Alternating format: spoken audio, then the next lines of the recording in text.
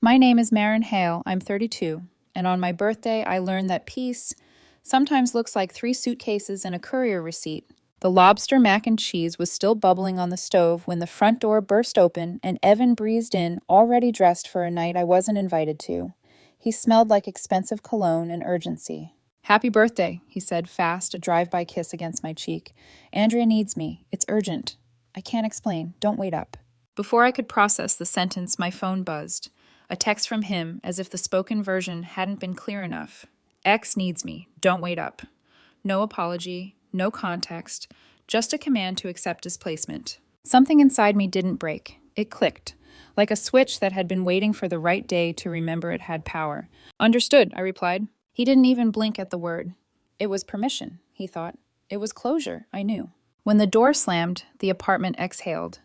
I set my timer to keep the pasta from overcooking, poured myself a glass of wine, and looked at the half of the closet that had slowly colonized my life. Racks of designer clothes, trainers in limited editions, a small museum of grooming serums in bottles that cost more than rent when you line them up on the counter and do the math you're trying not to do. Most of it he'd bought with influencer money. Brand deals and affiliate links, a career built on lighting, angles, and outrage served warm. But all of it lived here, in my space, expanding like foam the moment you stop paying attention. So, I paid attention. I pulled out 3 big suitcases and 2 oversized totes, laid them on the bed, and started to pack.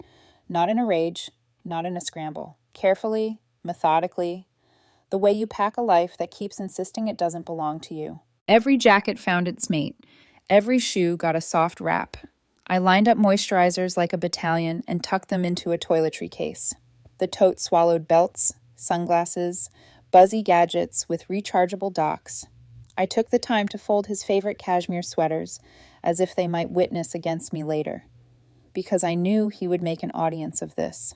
When I finished, the room looked cleaner than it had in months. My space felt like it could breathe again without asking permission. Andrea's address, the X he swore was history, was still in Evan's car GPS from the last time her emergency eclipsed our plans. I wrote a note in neat block letters and slid it into the side pocket of the middle suitcase. "He's yours now. Looks like he needs you more." Then I called a 24/7 rush courier. "Very valuable," I told them. "Handle with care." I watched through the window as they rolled his life into the elevator, each suitcase obedient in a way he'd stopped being. When the door clicked shut behind them, I plated my birthday dinner and ate it hot. The silence wasn't empty. It was generous. I could hear my own thoughts. 3 hours later, my phone lit with an unknown number. I let it ring, then picked up on the third call because curiosity is not a sin when you've done everything else right. A man cleared his throat, already irritated. "Marin, this is Caleb." He paused like the name should matter. "I'm Andrea's boyfriend." In the background, I heard Evan's voice, wet with tears and theater, insisting it was all a misunderstanding. Caleb didn't wait for my response. "He's on our doorstep with all his stuff sobbing. Says you threw him out. Andrea's freaking out about the suitcases. She says some of it better not be damaged." I took a sip of wine. Did I throw him out, or did he choose to be with Andrea on my birthday because she needed him? I simply helped his belongings catch up to his decisions. "You're insane," Caleb snapped. "He has nowhere to go. His name's not on your lease, sure, but you can't just—" "I can," I said, calm as the glass in my hand. He left. I forwarded his mail. "This is ridiculous. Let him back in or come get these bags. Andrea doesn't have space for this drama." I listened to Evan crying in the background, promising explanations he never intended to give. "He's Andrea's crisis. That makes him your crisis. I strongly suggest you both handle it." Evan's voice lunged toward the receiver.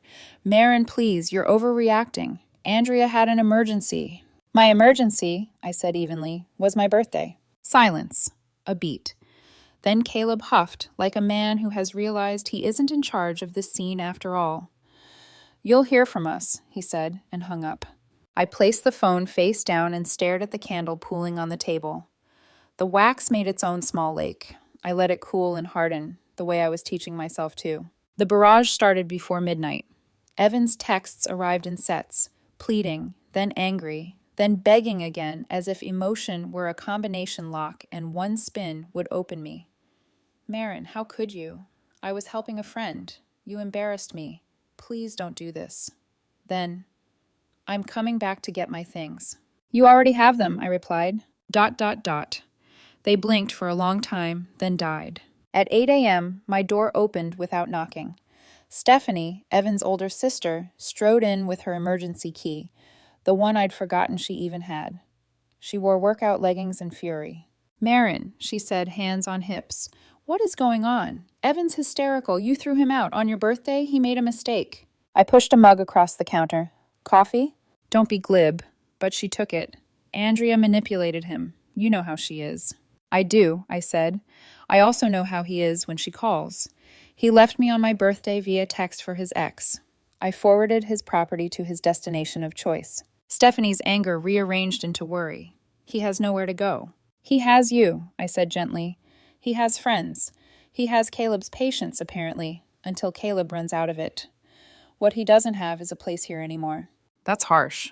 It's a boundary. You just haven't seen me use one with him before. She looked around the apartment as if the emptiness of his side of the closet could be negotiated with. He said you damaged his things. They were insured, signed for. You can have the receipts. I pulled the Courier paperwork from the counter and slid it over. You're a mom. If your kid ditched his girlfriend on her birthday for his ex and then cried on the ex's doorstep with luggage, what would you call that? Stephanie stared at the paper, then at me. She deflated. I would call that exactly what it sounds like. She set the mug down. He's my brother. I know, I said, and I'm not asking you to disown him. I'm asking you to stop assigning me the role of fix-it girl in his series. She winced. He's going to spin this online. I'm sure he will, I said. His audience likes a good villain. And you'll just let him? I thought of the note tucked into the suitcase. He's yours now. I'll let the truth be boring and steady while his performance exhausts itself. Stephanie exhaled, then nodded once, a reluctant concession to gravity. Change your locks, she said, suddenly practical, and take back my key. I held out my hand. She placed the key in my palm, metal cool against skin. Goodbye, Steph. When the door closed behind her, the apartment was quiet again. Not the temporary quiet of a truce, but the durable quiet that comes after a storm decides to move on without taking your roof. Around noon, my landlord, Mr. Roberts, called. Ms. Hale, he said, voice careful. I just received a call from a young man claiming to be your fiancé. Said you illegally evicted him and he needs immediate access. I pinched the bridge of my nose. Evan was my boyfriend, not my fiancé. He left. The lease is solely in my name. That's what I told him, Mr. Roberts said, mildly amused. Sounded theatrical, mentioned police and belongings. His belongings were couriered to his chosen address, all documented. Good, Mr. Roberts said, just giving you a heads up. I thanked him, hung up, and wrote 2 words on a sticky note I pressed to the fridge. Document everything. That night, I sat at the table with the quiet and the courier receipts and the steady knowledge that I had not overreacted. I had acted. It is a strange gift to realize your threshold. Delicious, too. My phone buzzed one more time. Andrea, this time. A text, not a call. You made your point. He can't stay here. Fix it. I stared at the message, then put the phone face down, the candlelight warm against the wood. Boundaries are not threats. They are doors. I had closed one. The next part of the story would show who knew how to use a handle. Morning tasted like quiet and toothpaste. I brushed my hair in the mirror and didn't recognize the softness around my eyes. It wasn't relief exactly. It was absence, of noise, of tiptoeing, of the constant maintenance required when someone else's chaos lives on your couch. I spent the first hour doing what calms me. Lists. Locks. Call the locksmith. Keys. Collect spares. Text the building concierge about revoking fob access. Paper trail. Scan courier receipts. Archive texts. Export voicemail transcriptions. When you've loved a man who lives online for long enough, you learn that truth keeps better when you label it. By 10, the locksmith had swapped the deadbolt. The click of the new lock sounded like punctuation at the end of a very long sentence. Evan's messages arrived in staccato bursts, each one a different costume. Contrite, furious, poetic, wounded, grand. Marin, please. I messed up. It was an emergency. You humiliated me. We can fix this. You owe me a chance. Open the door. I replied once, do not come here. Communicate in writing. At 11, Stephanie returned. Not inside this time, but on the intercom. I buzzed her up because respect is not a currency I want to counterfeit, even when I'm tired. She stood in the hallway holding a reusable grocery bag like a peace offering. Food, she said, sheepish. You shouldn't spend your birthday week cooking for yourself. Thank you, I said, and stepped aside. She set the bag on the counter, rotisserie chicken, salad kit, a small box with bakery handwriting. Look, she began, twisting her ring. I talked to him. I told him to leave you alone for 72 hours. He may not listen. He's spiraling. Stephanie, I appreciate you, and I'm glad he has you. She blew out a breath. He's not bad, Marin. He's just used to being the center, I said gently. I know. It's why I fell in love with him, and the same reason I can't live with him. Those things can both be true. She nodded, eyes bright. He'll say horrible things online. He already has, I said, opening the bakery box. A small lemon tart, glazed to shine. But facts are patient. I'll let them do the talking. Mom called him, she added, tore into him, then called me to say she's staying out of adult drama, which is her way of staying involved with commentary. We laughed because sometimes laughter is how women empty a room of smoke. When she left, I texted the concierge. Please remove Evan Carter's access. He's no longer authorized for deliveries or entry. The reply came quick. Done. Stay safe, Ms. Hale. I cleaned the apartment in slow circles, reclaiming real estate. The corner where his ring light used to live suddenly looked like a reading nook again. The coffee table, free of tech clutter, remembered it was wood. It's a strange intimacy, returning your home to itself. Around 2, my phone began to vibrate like a trapped bee. Notifications. Evan had gone live. I don't watch him live anymore. Live is where he shapeshifts best. But I clicked the replay because sunlight is not cruelty, it's clarity. On screen, he looked devastating, cheekbones engineered for sympathy, voice tuned to raw. Hey, fam, he began, eyes glistening with the precise amount men are taught, will register as vulnerable without threatening masculinity. Not my usual content. I'm hurting. I was thrown out by someone I trusted on her birthday. He let the phrase hang, reframed to imply he'd broken a rule of etiquette, not a boundary of decency. I made a mistake trying to help someone in crisis. I was locked out. My belongings were sent to a place I couldn't stay. Please be kind. The comments poured sympathy like syrup. You deserve better, King. Who would do that? She's heartless. A smaller, sharper set questioned gaps. Why were you at your ex's at night? Those comments got swallowed as mods did their efficient triage. Then came the story posts. Black background, white text, a carousel of vague hurt. Betrayal hurts most from those you loved. Please respect my privacy while I heal. A selfie with red eyes. A link. GoFundMe. Help Evan rebuild. His goal was insultingly symbolic. $10,000. The pitch? Cruel ex threw me out with nothing. Need help securing a new place and replacing essential belongings she refuses to return. Essential belongings, I thought, staring at the high-fashion luggage rolling through my memory like a parade. I took a slow breath, then typed without sending. Deleted. Typed again. Not everything deserves an answer, but some things require a record. I drafted an email. Subject, your belongings, and attached the courier receipts, time-stamped.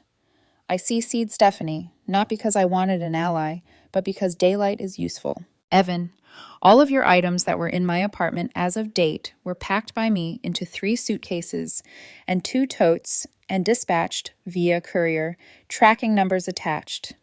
Delivery was signed for by Caleb at Andrea's address at time. If you believe any items are missing, please file a police report. I will cooperate fully. Do not come to my home. Communicate in writing. Marin. I hit send. Facts, like clean sheets, don't beg to be believed. They simply exist. At 4, Mr. Roberts called again. Just a courtesy, Ms. Hale. He tried to enter through the garage with an old fob. Security turned him away. He made a scene, then left. Thank you, I said, throat tight. I appreciate the heads up. You seem composed, he said, almost admiring. I'm practicing, I answered. Around dinner, my phone lit with an unfamiliar number. Against my better instincts, I answered. Marin, a woman's voice said, careful and cooled by effort. This is Nancy, Evan's mother. I leaned against the counter. Hello, Nancy. I'm appalled, she began, each syllable chosen like it might go into a deposition. Evan is devastated. You threw him out like garbage. With respect, I said. Evan left on my birthday to attend to his ex. I returned his property to the address he chose. He says you kept his most expensive items. He says... She hesitated, recalibrating strategy. He says you're vindictive. I sent everything I found in my apartment. It was documented and insured. If Evan believes valuables are missing, he can file a report. I'll provide the documentation. If he continues making false statements, I'll explore my own legal options. A brittle silence. You won't be painted as the victim here, young lady. I don't need to be a victim, I said softly. I only need to be finished. She exhaled, sharp. We'll see you in court. I look forward to a venue that enjoys receipts, I said, and ended the call. 30 minutes later, Caleb texted from a new number. For what it's worth, I didn't sign up for this either. He weaponized Andrea's empathy. She tried to tuck him on our couch. We're done. Also, he's telling people you stole a vintage Chanel bag and jewelry. Nancy is rallying. I stared at the screen until the words stopped moving. Then I opened a fresh email, CC'd Stephanie again, and wrote, Nancy, it has come to my attention you are now claiming I stole specific items from your son, including a vintage Chanel bag and jewelry. All items in my possession were couriered to Andrea's address on date and signed for by Caleb, receipts attached. If you genuinely believe items are missing, please file a formal police report listing each item, value, and proof of ownership. I will cooperate fully and provide documentation to the investigating officer.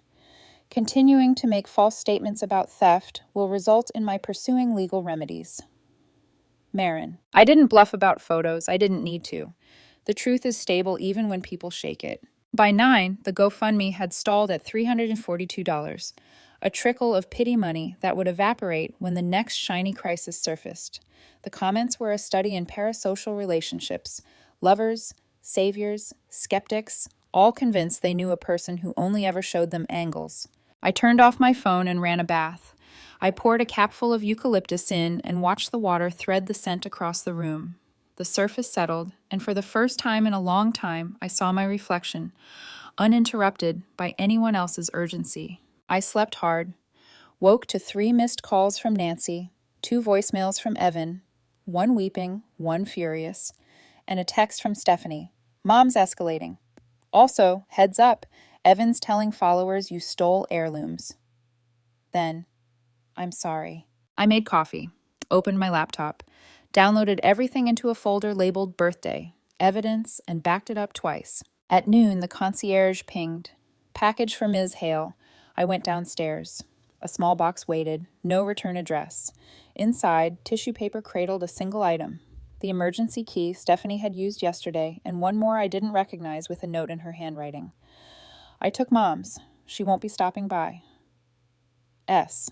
I smiled at the ceiling, where sometimes answers live. In the late afternoon, my email binged with one line from Caleb. He took down the stolen Chanel story. Guess the police report suggestion spooked him. 2 minutes later, GoFundMe vanished. Silence returned, a little wobbly, like a colt learning to stand. I set the table for one and lit a single candle. The wax pooled, didn't run. I didn't know what part 3 of this would look like, only that it would try to be louder. Performers hate being denied a stage. They'll build one anywhere. I took a bite of dinner and started a new list. Public ambush, high likelihood, witnesses, beneficial. My role, steady, factual, unembarrassed by the truth. When my phone buzzed again, it was a calendar invite from Miles, a quiet friend from the bookstore who had once fixed a misprinted dust jacket for me and apologized like he'd broken the spine himself.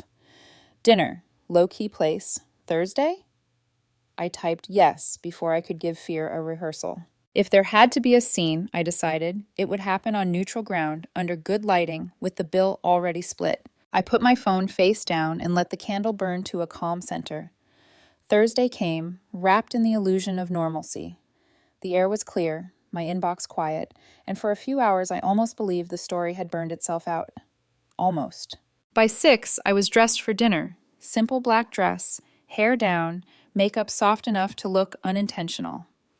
Miles had chosen a tucked-away bistro, the kind of place that smells like roasted garlic and second chances. He was already there, smiling, one hand resting on a paperback. You made it, he said. Wouldn't miss it, I answered, and meant it. For the first 40 minutes, it was peaceful. We traded small talk that wasn't small at all. Books, road trips, quiet ambitions, the kind of conversation that feels like someone opening a window. Then I saw Evan. He appeared at the doorway with his signature swagger dulled by desperation. He wasn't alone. Heather, one of his friends who never met a camera she didn't trust, trailed him like a stagehand. Miles followed my gaze. You know him? My ex, I said softly. Apparently tonight is opening night. Evan spotted us, adjusted his expression into public heartbreak, and made a beeline for the table. Marin, he said, loud enough to reach the surrounding diners. Wow, fancy seeing you here. His tone oozed practiced civility, the kind that hides accusation in politeness. I set down my fork. Evening, Evan. Heather hovered, phone in hand, the red recording dot unmistakable. You look good, Evan continued, pausing for effect. Guess it didn't take long to move on. He gestured toward Miles with an exaggerated smile. Didn't even get the suitcases back before replacing me. Conversations around us began to quiet, curiosity pricking the air. Evan, I said, keeping my voice even, this isn't the time or place. He leaned closer, lowering his voice only enough to sound intimate to the recording. When is the right time, Marin? When were you planning to tell everyone how you threw me out, sent my things to Andrea's, and stole my grandmother's Chanel bag? I could feel Miles tense beside me. The waiter froze mid-step. I turned to Heather. You might want to keep that phone steady, I said. You're about to get the truth on film. Then I faced Evan fully. You were not thrown out, Evan. You walked out on my birthday to rush to your ex's crisis. You texted X needs me. Don't wait up. You remember that, right? His jaw twitched. It wasn't like that. It was exactly like that. And I didn't steal anything. I packed your possessions carefully into 3 suitcases and 2 totes, couriered them to Andrea's address, where you decided to be that night. They were signed for by Caleb. I have the receipts. A murmur rippled through the tables. Heather's camera wavered. You embarrass me, Evan hissed, losing his script. You made me look crazy. I smiled faintly. You didn't need my help for that. The laughter that followed wasn't cruel, just final. Evan's face flushed crimson. You're heartless. I'm consistent, I said. That's new for you. Heather lowered the phone. Evan, maybe... He spun toward her. Don't. She's manipulating this. Actually, I said, you are.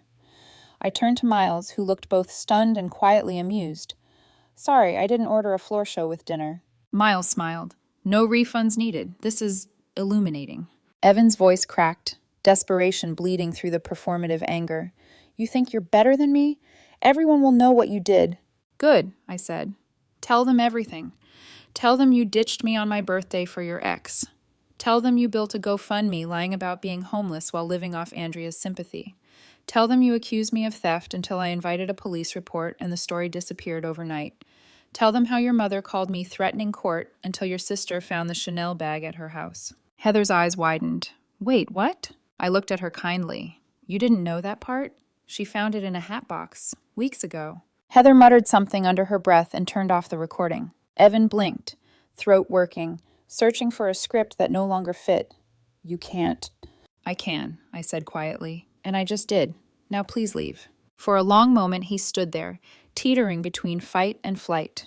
Then he spun on his heel and stormed out, the bell above the door jangling like applause. The room exhaled. The waiter approached, cautious.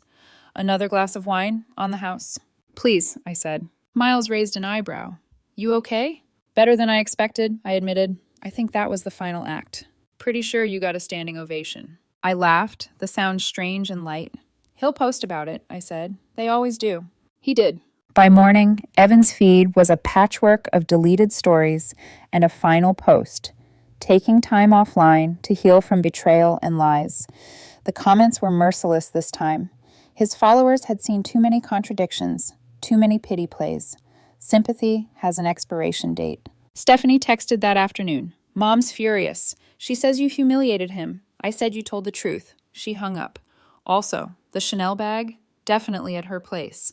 I took pictures. It's done. Caleb messaged next. Andrea blocked him. We're both done being cast in his tragedies. Thanks for keeping receipts. It helped. That night, I opened my laptop and deleted the evidence folder from the desktop. Not because I needed to forget, but because I didn't need to defend myself anymore. When Miles called, his voice was warm. You up for a drive this weekend? No drama, Just coastline and bad coffee. Sounds perfect, I said. We drove 2 hours out of the city the next morning, windows down, salt wind undoing everything that had been knotted for months. At a roadside diner, I checked my phone one last time. The GoFundMe page was gone. Evan's account deactivated. Silence. Finally earned. I looked out at the horizon, where the sea met the sky without argument, and said quietly, "That's what peace looks like." Miles reached over and squeezed my hand. "And it looks good on you." For once I believed him. Because peace wasn't revenge or vindication. It was simply the absence of chaos and the steady hum of a life rebuilt from clean edges and honest air.